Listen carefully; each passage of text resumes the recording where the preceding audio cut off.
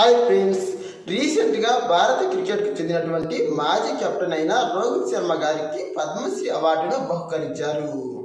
ఈ సందర్భంగా రోహిత్ శర్మకు ఈ అవార్డు ఇవ్వడం అనేది నా దృష్టిలో అయితే చాలా చిన్న విషయమనే చెప్పాలి. మెయిన్గా రోహిత్ శర్మ సాధించినటువంటి ఘనతలు, విజయాలు అనేవి చాలా చాలా గొప్పగా ఉన్నాయి.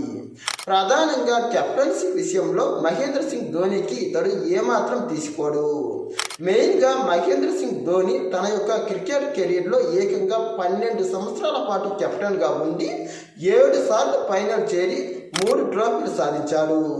కానీ ఈ రోహిత్ శర్మ మాత్రం కేవలం 3 సంవత్సరాలు మాత్రమే కెప్టెన్గా ఉండి 4 ఫైనల్స్ ఆడి ఏకంగా 2 ట్రోఫీలు సాధించాడు.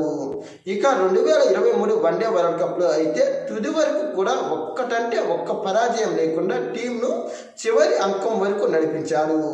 ఇక ఫైనల్లో కొన్ని విధాలైనటువంటి పరిస్థితుల దృష్ట్యా అనూహ్యంగా పరాజయం చవిచూసినప్పటికీ ఆ సంవత్సరం రోహిత్ శర్మ ఆడినటువంటి క్రికెట్ను ఎవరు అంత ఈజీగా అయితే మర్చిపోలేరు. ఇక టెస్ట్ ఛాంపియన్షిప్లో కూడా ఫైనల్ చేర్చిన ఫైనల్లో అనూహ్యంగా ఆస్ట్రేలియా చేతిలో ఓడిపోయిన రోహిత్ శర్మ యొక్క బ్యాటింగ్ను మాత్రం మన అభిమానులు అంత ఈజీగా అయితే మర్చిపోలేరనే చెప్పాలి. ఇక 2025లో కివీస్ నుంచి కాస్త సవాలు ఎదురైనప్పటికీ ఛాంపియన్ ట్రోఫీని కూడా అతడు గొప్పగానే అందించగలిగాడు. ఇక మెయిన్గా ప్రధానంగా రోహిత్ శర్మ యొక్క విజేతకు నిదర్శనమైనది 2024 టీ20 వరల్డ్ కప్. ప్రధానంగా ఆ టీ20 వరల్డ్ కప్ ఫైనల్లో ఒకానొక దశలో సౌత్ ఆఫ్రికా 30 బంతుల్లో 24 పరుగులు చేయాల్సిన దశలో రోహిత్ శర్మ కెప్టెన్గా తీసుకున్నటువంటి నిర్ణయాలు మన క్రికెట్ అభిమానులు అంత ఈజీగా అయితే మర్చిపోలేరు. ప్రధానంగా అలాంటి దశలో ఎంత గొప్ప కెప్టెన్గా ఉన్నప్పటికీ మ్యాచ్ని మాత్రం కాపాడలేరు. కానీ రోహిత్ శర్మ అలాంటి దశలో కూడా మ్యాచ్ పైన ఆశలు కోల్పోకుండా మన బౌలర్లను ఎంకరేజ్ చేస్తూ ప్రధానంగా ఆ టైంలో ఎలాంటి బౌలర్లను వాడాలో ప్రస్తుతం మన భారత బౌలింగ్ను సమర్థవంతంగా ఉపయోగించుకొని భారత్కు 2వసారి టీ20 వరల్డ్ కప్ని అందించగలిగాడు. మెయిన్గా ఆ రోజు రోహిత్ శర్మ తీసుకున్నటువంటి నిర్ణయాలను మన అభిమానులు అంత ఆశామాసిగా అయితే మర్చిపోలేరు. ప్రధానంగా మహేంద్ర సింగ్ ధోని కెప్టెన్సీకి ఈ రోహిత్ శర్మ కూడా ఏమాత్రం తీసుకోవడం అనేది నా నిర్ణయం. మెయిన్గా ఐపీఎల్లో కూడా ఇతడు మహేంద్ర సింగ్ ధోనితో సమానంగా ఏకంగా 5 ట్రోఫీలు సాధించగలిగాడు. అంతేకాకుండా సచిన్ టెండూల్కర్, విరాట్ కోహ్లీలు సాధించలేని ఈ కెప్టెన్సీ ట్రోఫీలను ఇతడు సాధించగలిగాడంటేనే ఇతడి సామర్థ్యం ఏంటో అర్థం చేసుకోవచ్చు. ఇక సచిన్ మరియు విరాట్ కోహ్లీలతో ఆటలో కాస్త వెనుకబడినప్పటికీ ఇతడి కెప్టెన్సీ కెరియర్ మాత్రం చాలా గొప్పగానే ఉంది. మరి ఒక టీంను నడిపించేది మెయిన్గా ఒక కెప్టెన్ తీసుకునే నిర్ణయాలే. మరి ఇంత గొప్ప కెప్టెన్ మన టీం దక్కడం నిజంగా మన భారత అభిమానులందరి అదృష్టమనే చెప్పాలి. ఇక ఆటగాడిగా కూడా అతడి సత్తా ఏమీ తక్కువ కాదు. మెయిన్గా పరుగుల పరంగా విరాట్ కోహ్లీతో కాస్త వెనుకబడినప్పటికీ అతడు ఆడాడంటే ఇక ఆ మ్యాచ్లో మనం తిరిగి చూడాల్సిన అవసరమే లేదు. ఖచ్చితంగా ఆ మ్యాచ్ గెలిచినట్టే అని మన అభిమానులు ముందుగానే డిసైడ్ అయ్యేవారు. ఎందుకంటే రోహిత్ శర్మ ఆడితే మాత్రం ఇక తిరుగున్నదనే చెప్పాలి. మెయిన్గా అతడు కొట్టే సిక్సర్లు మరియు అతడి యొక్క విధ్వంసకర బ్యాటింగ్ను ప్రతి క్రికెట్ అభిమాని అంత ఈజీగా అయితే మర్చిపోలేరు. వన్డేల్లో 3 డబుల్ సెంచరీలు మరియు టీ20లో వేగవంతమైన సెంచరీ రికార్డును మన అభిమానులు అంత ఈజీగా అయితే మర్చిపోలేరు. మెయిన్గా ఈ ప్రపంచంలో ప్రతి క్రికెట్ టీం అంటే ఆస్ట్రేలియాను చూసి చాలా దారుణంగా వణికిపోతుంటుంది. మరి అలాంటి ఆస్ట్రేలియా టీంకే ముచ్చెమటలు పట్టించే క్రికెటర్ మన రోహిత్ శర్మ. మెయిన్గా 2013లో అతడు మొట్టమొదటి డబుల్ సెంచరీని ఈ ఆస్ట్రేలియా పైనే నమోదు చేశాడు. ప్రధానంగా ఆస్ట్రేలియా క్రికెట్ టీం పైన అత్యధిక యావరేజ్ మరియు అత్యుత్తమ బ్యాటింగ్ ఈ రోహిత్ శర్మకు మాత్రమే సాధ్యమైంది.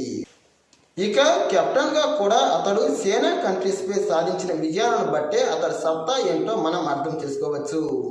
మెయిన్గా ఇతడు కెప్టెన్గా ఉన్న సమయంలో అసలు ఐసీసీ ట్రోఫీలో న్యూజిలాండ్పై ఒక్కటంటే ఒక్క విజయం లేదు అన్న అపవాదు నుంచి, అవమానకరమైనటువంటి వార్త నుంచి మనల్ని కాపాడింది ఈ రోహిత్ శర్మ అనే చెప్పాలి. మెయిన్గా సౌరవ్ గంగూలీ నుంచి మహేంద్ర సింగ్ ధోని, విరాట్ కోహ్లీ లాంటి దిగ్గజాలు కూడా ఐసీసీ ట్రోఫీల్లో న్యూజిలాండ్ టీం పైన ఒక్కటంటే ఒక్క విజయం నమోదు చేసుకోలేకపోయారు. కానీ అలాంటిది ఈ రోహిత్ శర్మ కెప్టెన్ అయిన తర్వాత మొట్టమొదటిసారిగా న్యూజిలాండ్ టీంను ఐసీసీ ట్రోఫీల్లో వరుసగా 5 సార్లు ఓడించిన ఘనత ఈ రోహిత్ శర్మ కెప్టెన్సీకే దక్కింది. దీన్ని బట్టే రోహిత్ శర్మ యొక్క కెప్టెన్సీ ఏ స్థాయిలో సాగిందో అర్థం చేసుకోవాలి. ఇంతే కాకుండా రోహిత్ శర్మ ఆటగాడిగా కూడా తను ఆడినటువంటి సిక్సర్లు, హిట్టింగ్ను మన వాళ్ళు అంత ఈజీగా మర్చిపోలేరు. అసలు వన్డే క్రికెట్ చరిత్రలోనే అత్యధిక సిక్సర్లు బారిన ఘనత ఈ రోహిత్ శర్మకే దక్కింది. వన్డే క్రికెట్ చరిత్రలోనే అత్యధిక సిక్సర్ల రికార్డుతో పాటు ప్రపంచ క్రికెట్లోనే అన్ని ఫార్మాట్లలో కలిపి అత్యధిక సిక్సర్లు బాదినటువంటి రికార్డు ఈ రోహిత్ శర్మకే సాధ్యమైంది. మెయిన్గా ప్రస్తుత తరంలో సిక్సర్లు అంటే మొదటగా గుర్తుకు వచ్చే బ్యాట్స్మెన్ రోహిత్ శర్మే. దాదాపుగా 12 సంవత్సరాల క్రితమే క్రికెట్ అరంగేట్రం చేసినప్పటికీ నేటికి కూడా సిక్సర్లు అంటే ఎక్కువగా గుర్తుకు వచ్చేది ఈ రోహిత్ శర్మ మాత్రమే. మెయిన్గా ఇతడు కొట్టే సిక్సర్లను మన వాళ్ళు అంత ఈజీగా అయితే మర్చిపోలేరు. భారత క్రికెట్లో సచిన్ టెండూల్కర్, విరాట్ కోహ్లీల తర్వాత అత్యధిక సెంచరీల ఘనత ఈ రోహిత్ శర్మకే సాధ్యమైంది. అంతేకాకుండా భారత క్రికెట్ చరిత్రలోనే అత్యుత్తమమైన మరియు అత్యంత విజయవంతమైన ఓపెనర్ కూడా రోహిత్ శర్మే. ప్రధానంగా మిగతా ఓపెనర్లంతా వస్తూ పోతూనే ఉన్నారు. కానీ రోహిత్ శర్మ స్థానం మాత్రం అలాగే స్టాండర్డ్గా నిలిచిందంటేనే రోహిత్ శర్మ ప్రత్యేకత ఏంటో మనం అర్థం చేసుకోవచ్చు. మెయిన్గా రోహిత్ శర్మ యొక్క బ్యాటింగ్ మరియు అతడి యొక్క విన్యాసాలను మన వాళ్ళు అంత ఈజీగా ఆశామాసిగా అయితే మర్చిపోలేరు. అటు టీ20లు, ఇటు వన్డేల్లో ఏ స్థాయిలో ఆడాలన్నా, ఎలా ఆడాలన్నా, ఎలాంటి పరిస్థితుల్లోనైనా గొప్పగా బ్యాటింగ్ చేయడం ఈ హిట్ మ్యాన్కి మాత్రమే సాధ్యమైంది. మరి ఇలాంటి గొప్ప క్రికెటర్కు రాబోయే రోజుల్లో ఇంకా గొప్ప పురస్కారమైనటువంటి పద్మ విభూషణ్ మరియు పద్మభూషణ్ లాంటి పురస్కారాలు కూడా అందిస్తారని ఆశిస్తున్నాను. ఇలాంటి మరిన్ని క్రికెట్ అప్డేట్స్ కోసం మా ఛానల్ను సబ్స్క్రైబ్ చేయండి. ఈ వీడియో నచ్చితే లైక్, షేర్, కామెంట్.